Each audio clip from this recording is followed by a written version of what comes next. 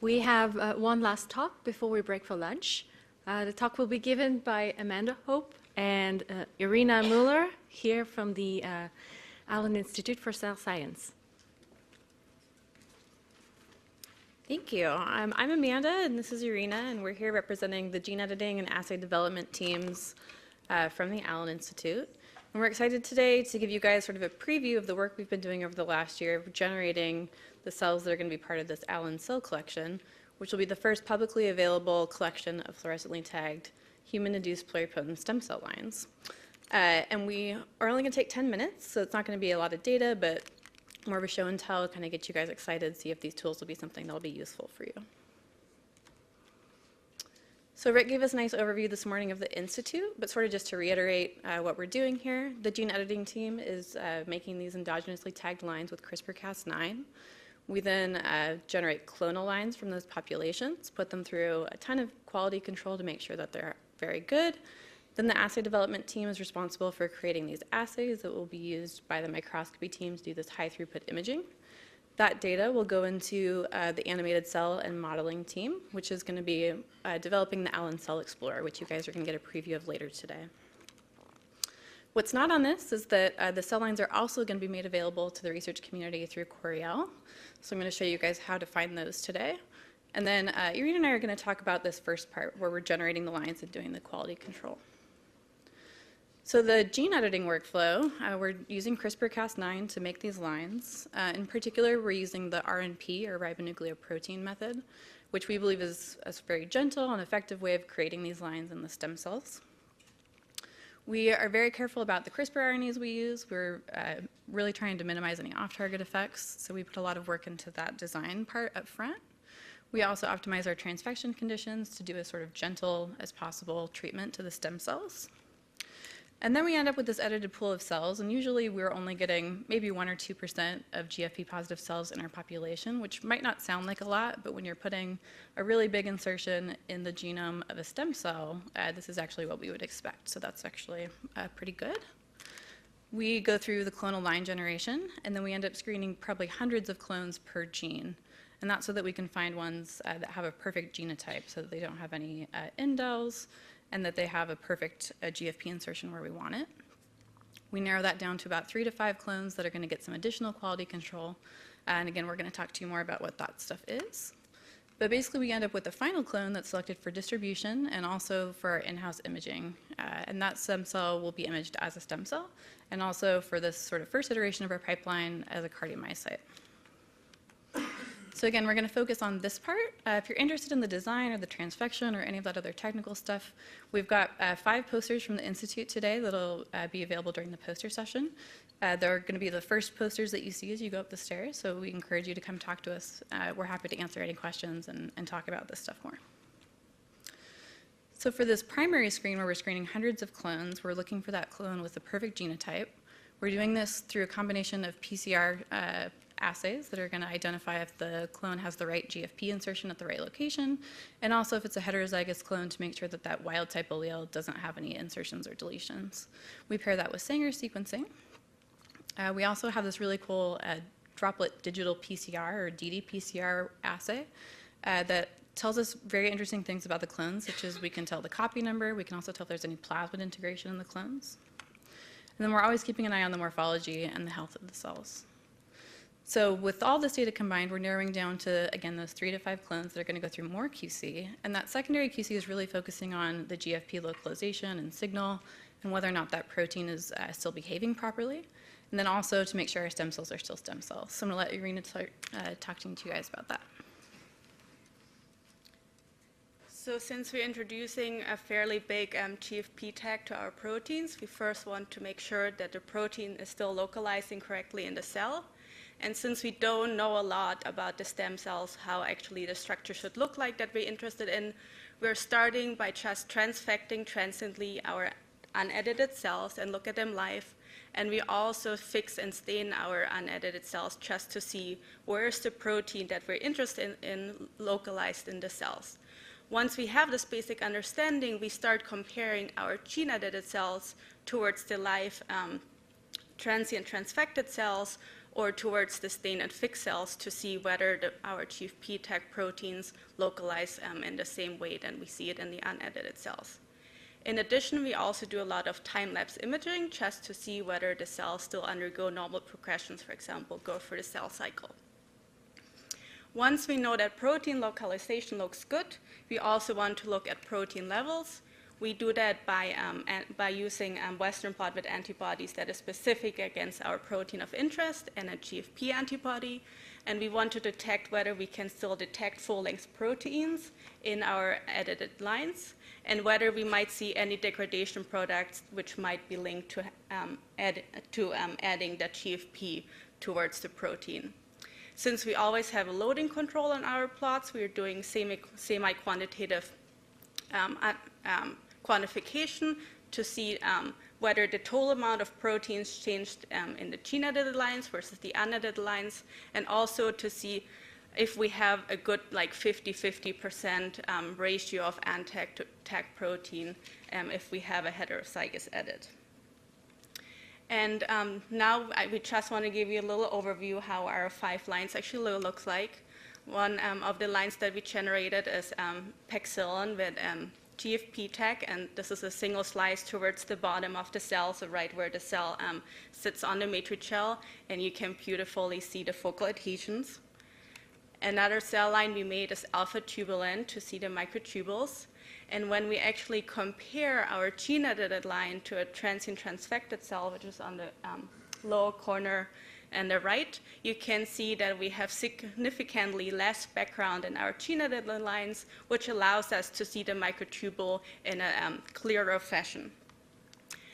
Another line that we generated is desmoplakin. As we're in the movie going through the cell, you can actually see all the cell-cell contacts towards the top of the cells. And again, if we compare this to a transient transfected cells, you can see that we have significantly less background in our gene-edited cells. And it also seems like, depending on the expression levels in the transiently transfected cells, we're actually seeing more contact sites at the top of the cells, which might be an overexpression artifacts, which we don't see in the gene-edited cells. We also created a line to visualize the mitochondria by tagging TOM20, and we can see nice long mitochondrial tubules throughout the cells, but mainly on the top of the cell, above the nucleus. And I think this is one of the best examples to really highlight the benefit of endogenously tagging a protein, because when we look at the transient transfected cells, we hardly see any tubular structures. We mainly see like aggregation of mitochondria.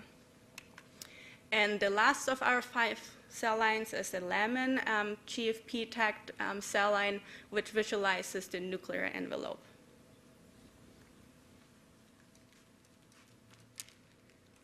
So now that we know that the proteins look good and the localization is good, we again do some more QC to make sure that the stem cell qualities are all still there, because we want to make sure that we're releasing these lines in a pluripotent state and that they'll be useful for everyone. Morphology and growth rate tell us a lot. We do keep track of that. We also make sure we have a perfect 46XY karyotype, as this is a male line. We also check off targets. I told you in the beginning that we're very careful with our CRISPR RNA design to make sure that we're not getting CRISPR RNAs that are going to be promiscuous throughout the genome. But we do go in and look at about 8 to 10 target sites per CRISPR. We do that by PCR amplifying that region and Sanger sequencing it. And so far, we've looked at 15 CRISPR RNAs for a total of over 400 sites, and we haven't found any off-target mutations so far. We also check the sort of standard pluripotency markers by flow analysis. And then we do differentiation to make sure that these cells can differentiate. So here I'm showing you the cardiomyocyte differentiation. This is just sort of the sheet of cells that are beating in the dish in real time. We also do a trilineage differentiation to make sure that the cells are capable of going into endoderm, ectoderm, and mesoderm. And again, that's because we're distributing these to other people, and we want to make sure that they're going to be useful for whatever you guys wanted to differentiate them into also. So Irina showed you the pictures of the first 5 lines that are now available through Coriell, and here's a list of the other genes that we're currently working on. Also, work in progress, we are, most of these lines that we've released have GFP, but we're also working on red fluorescent tags, dual edited lines, cardiomyocyte-specific proteins, and then also nuclear and signaling proteins. So I'm going to exit out of this real quick to show you guys how to get some of these lines if you're interested.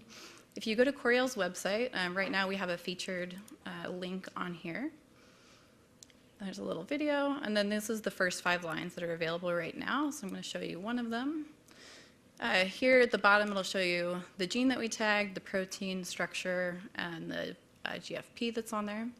You can get our culture protocol here if you're new to working with stem cells. This is actually a very easy line to work with if you're new to this. So, of course, we're always here as a resource to help you. Also, on here is a certificate of analysis, and I have that open on this tab. So this will tell you more of the culturing conditions. We grow on matrigel. And then here's sort of all the QC info that we've gone over, but in more depth, so you can see exactly what we've looked at. Also, something I didn't say is that for the final clones that we're releasing, we're also doing a whole exome sequencing and an RNA-seq, and that data will also be available eventually once we have it analyzed. And so, yeah, here's the rest of the QC. Also on the certificate of analysis is sort of an overview of how we've tagged it, showing the CRISPR RNA that we used and where we inserted the GFP. In this case, it's sort of right at the beginning of exon 2. And then, of course, just regular growth stuff. Here's what the cells look like as you grow them and when they're ready to passage. And then it'll also have just an image of the GFP. So this will be available for our lines. Also, hopefully early next year, we'll have on the Allen Institute website more detailed info, so you can actually go look at all of this data instead of just saying, oh, it passed the QC. So come back to here. So that's it. I just want to go ahead and thank my team. If anyone in the audience who's on my team can sort of just wave their hands. If you see anyone of us around at lunch, you guys aren't waving. I see you up there. If you see us around at lunch or again at the posters, please come talk to us. We're really excited to tell you guys about the lines that we've made. So I'll just leave this up in case anyone wants to see the other lines. But if you have any questions, I think we have a few minutes.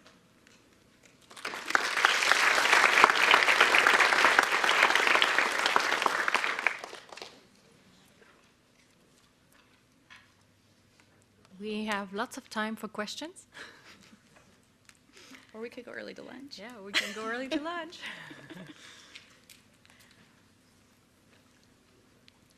Oh, all right. I don't have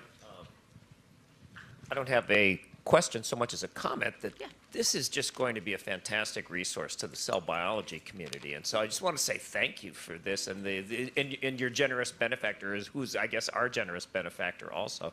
I mean, this is going to be terrific, and a lot of good science is going to get done, and it's going to be way cheaper than if we'd had to do it ourselves. So thank you so much. Thank you so much. Thank you.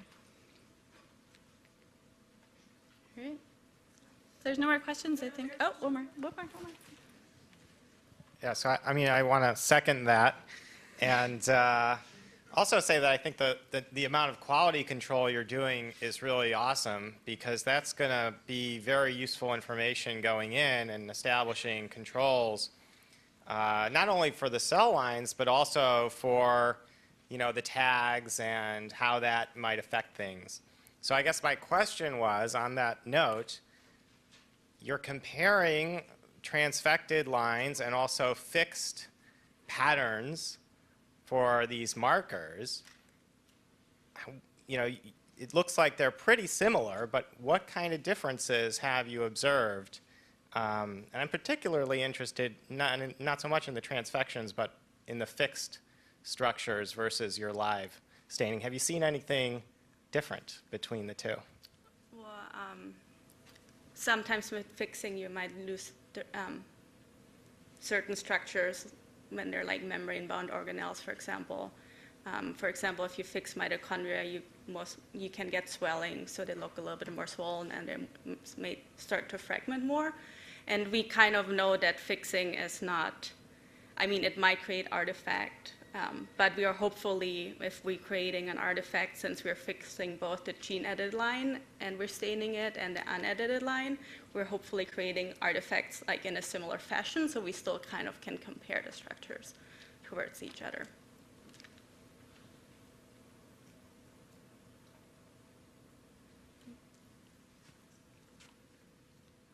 Okay. Thanks, guys. Appreciate it. And you're free to go to lunch.